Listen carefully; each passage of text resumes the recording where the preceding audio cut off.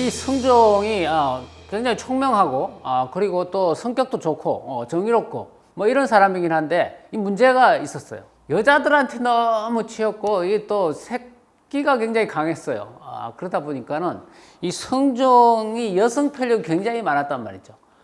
그렇기 때문에 여성 편력이 많다 보니까 주변에 있는 여자가 많고 그 여자들로 인해 가지고 엄청나게 소위 말해서 여인들의 전쟁이 일어나요. 성종이 보면은 왕비가 3명이나 되고 그 다음에는 후궁도 14명이나 있고 기록되지 않는 여인들도 굉장히 많아요. 뿐만 아니고 또 성종이 툭 하면 이렇게 야간에 이렇게 몰래 이렇게 궁궐을 빠져나가기 굉장히 좋아했어요. 그래가지고 가서 뭐 기생도 만나고 또 지가 만나고 싶은 사람도 만나고 아무 집이나 들어가가지고 뭐 거기에서 또 있던 일화들이 굉장히 많이 남아있어요. 그러니까 이 성종은 약간 좀 술도 또 굉장히 좋아해요. 그래서 술 좋아하고 여자 좋아하고 뭐 이런 문제가 결국은 큰 문제가 되죠. 그래서 성종은 이 한 명의 넷째 딸인 공해왕후하고 이제 결혼을 하고 그 왕비였죠. 근데 이 공해왕후가 일찍 죽어버려요. 그래서 죽으면서 이때부터 여성 편력이 이제 본격화되는 거죠. 말하자면 이 공해왕후는 한 명의 딸이기 때문에 그 대단한 권력 있는 그 신하이고 함부로 할 수가 없죠. 그런데 죽어버린 거죠. 한 명에는 딸이 2명이나 왕비가 됐는데 둘 다 빨리 죽어버려요. 그러니까 굉장히 한 명에도 참 안 된 사람이죠. 그래가지고 이때부터 이제 후궁도 여러 명 있었는데 이 후궁들 간에 왕비가 누가 되느냐 쟁탈전이 벌어지는 거예요. 근데 이때에 성종이 좋아하던 후궁이 있었다 이 말이죠. 연산군의 어머니 패비윤 씨예요. 윤기견이라는 사람의 딸이죠. 1473년 4월 15일에 후궁에 간택되어 입궁했는데 성종이 그녀를 몹시 총애했어요. 성종보다 2살 연상이었고 입궁 당시에 성종은 17살, 이 여인은 19살이에요. 그리고 조선시대는 또 여자가 남자보다 한 2살 정도 많은 게 일반적이었어요, 부인이. 뭐 성종이 아주 좋아하니까 곧 임신을 했죠. 그래가지고 애를 낳았는데 이 첫 번째 애는 딸이었어요. 그리고 이제 두 번째 애가 나중에 연산군이 되는데요. 어쨌든 성종이 너무 좋아하니까 결국은 이 여인을 왕비로 삼게 되죠. 근데 당시에 20살이었던 이 성종은 정말 이 왕비 한 명으로 성이 차지 않았죠. 그러다 보니까 후궁들을 굉장히 여러 명 두었던 것이고 또 그 외에 여러 궁녀들도 계속 해가지고 자기가 취하는 바람에 이 후궁의 수가 굉장히 많이 늘어나게 됩니다. 그렇다 보니까는 이제 후궁이 왕비가 되다 보니까 나머지 후궁들이 자기도 왕비가 될 수 있다는 생각을 하는 거예요. 그러다 보니까는 결국은 후궁들끼리 또 왕비를 엄청나게 질투하고 왕비를 내쫓지 못해가지고 안달이 나고 그래서 자기들끼리 막 힘을 모아서 결탁을 해가지고 왕비를 쫓아낼 궁리를 하게 되는 거죠. 이런 상황에서 그 후궁 중에 권씨라고 있었어요.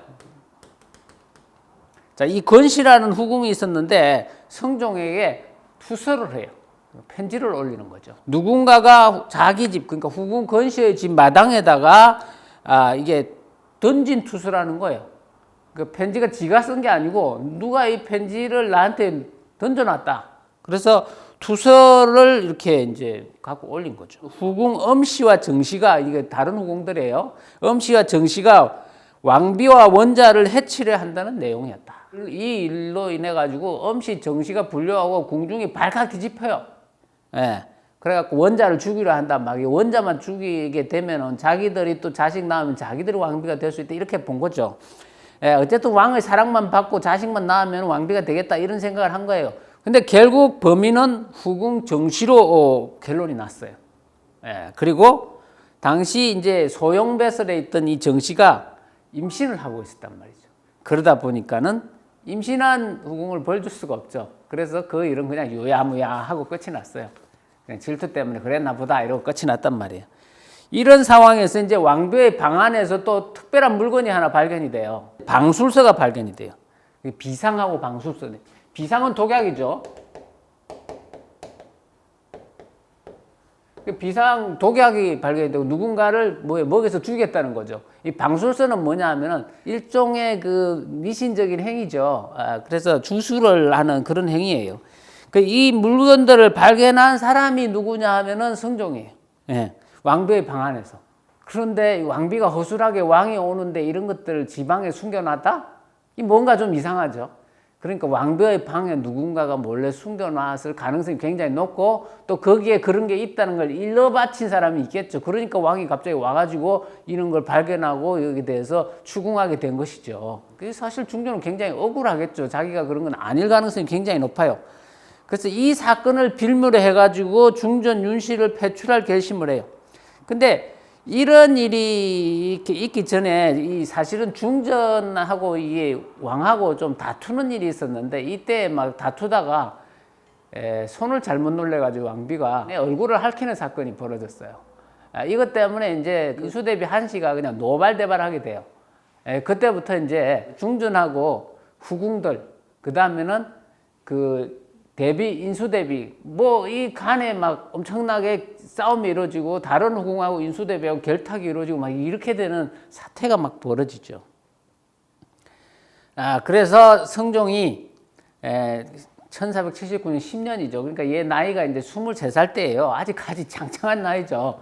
중신들을 모아놓고 이런 말을 하게 됩니다. 궁중의 일은 여러 경들에게 말하는 것은 진실로 부끄러운 일이라 하겠다.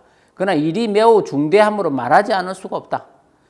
중궁이 비상도 숨겨놓고 그 다음에는 또는 이런 방서도 이게 두고 그래서 후궁들을 저주하고 뭐 이렇게 하려고 했겠죠. 지금 중궁이 하는 행동 가히 말하기 어려울 지경이다. 내간에는 시첩, 즉 후궁의 방이 있는데 일전에 내가 마침 이 방에 갔는데 중궁이 아무 연고도 없이 들어왔으니 어찌 이와 같이 하는 것이 마땅하겠는가. 그러니까 이게 중전이 후궁의 방을 마구 뒤지고 그리고 거기를 갖다가 조사하고 막 이랬다 이거예요. 질투가 엄청나게 심했다 이런 얘기죠. 예전에 중궁의 실덕이 심히 커서 일찍이 이를 패하고자 하였으나 경들이 모두 다 불과하다고 말하였고 나도 뉘우쳐 깨닫기를 바랐는데 지금까지도 오히려 고치지 아니하고 혹은 나를 능멸하는 데까지 이르렀다. 중궁의 실덕이 한 가지가 아니니 만약 일찍 도모하지 않았다간 뒷날 큰일이 벌어져 후회해도 소용없을 것이다. 그래서 이제 마땅히 패하여 서인을 만들겠는데 경들은 어떻게 생각하는가. 그러니까 자기 아내를 내쫓겠다 이거죠. 이게 결국은 뭡니까? 여자들 간에 질투가 막 벌어지고 결국은 왕하고도 좀 부부 간의 싸움도 벌어지고 그 다음에는 이 왕 뒤에 있는 대비가 또 중전을 싫어하고 막 이런 여러 가지들이 복합되어 있는데 그 상황에서 독약과 그 다음에는 방서가 발견이 되었고 뭐 이런 것들을 다 합해서 근데 사실 이게 중전을 내쫓을 만한 일은 아니죠. 엄밀하게 보면 더군다나 뭡니까? 왕자를 낳은 이런 왕자 즉 세자의 어머니인데 그렇죠? 이런 패비 결정에 대해 삼정성 중에 윤필상과 정창수는 찬성했고 한 명에는 반대하는 태도를 보였다. 한 명에는 이제 자기하고 별 상관없잖아요. 그죠? 말하자면은 자기 딸은 이미 죽었고 별 상관없고 그래서 한 명에는 굳이 그런 짐을 질 생각이 없는 거죠. 근데 여기 윤필상은 정현왕후 윤씨의 친척이에요. 그래서 정현왕후 윤씨가 당시에 후궁이었는데 그 후궁을 세우고자 하는 마음이 있었겠죠. 하지만 성지 김계창은 강하게 반대하며 이렇게 말했다. 모시던 귀빈이 비록 죄를 지었다 하더라도 사제로 돌려보내지 아니하였는데 하물며 왕비이겠습니까? 원컨대 그대로 두고 여러 번 생각하소서. 반대한다 이런 말이죠. 그래서 하지만 성종은 화를 내며 말했다. 경들은 출궁할 여러 가지 일만 주선하면 그만인데 무슨 말이 많은가? 결국 이렇게 해서 그는 두 번째 아내를 내쫓고 말았습니다. 그리고 이 일은 결국 나중에는 이 윤씨를 죽이는 사태가 일어나고 그리고 연산군 시대에 엄청난 비극을 낳게 되는 것이죠. 그렇다면 윤씨가 이렇게 정말 패비가 된 거에는 정말 업무가 없었을까요? 다음 시간에는 윤씨가 패비된 그 진실이 뭔지에 대해서 좀 얘기해 보도록 하겠습니다.